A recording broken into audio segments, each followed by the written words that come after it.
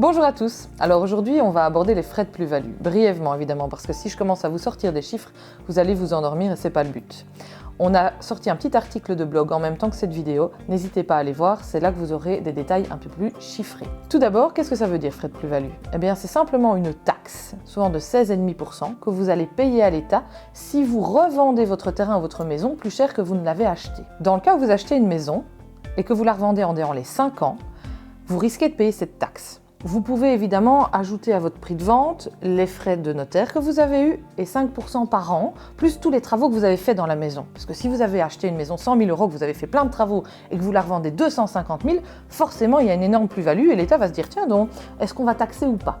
Il faut documenter tout ça, il faut que vous gardiez vos factures, il faut que vous gardiez les preuves de tous les frais que vous avez faits dans cette maison pour pouvoir prouver à l'État que vous avez certes donner une plus-value à votre maison, mais que c'est normal puisque vous y avez investi. Donc si vous êtes concerné par cette problématique, allez voir l'exemple chiffré dans notre article de blog, c'est beaucoup plus facile à comprendre. Pour les terrains, c'est encore pire, c'est 33% de taxes si vous revendez en déant les 5 ans et 16,5% si vous revendez en déant les 8 ans. Il y a tout de même des exceptions à cette taxe de plus-value.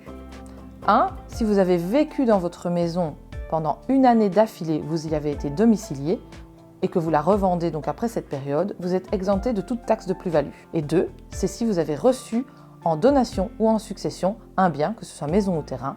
Là non plus, l'État ne considère pas que vous avez fait une plus-value si vous revendez plus cher que ce que vous avez reçu. En définitive, n'hésitez pas à nous poser la question, on est aussi là pour vous guider dans ces aspects un peu plus juridiques.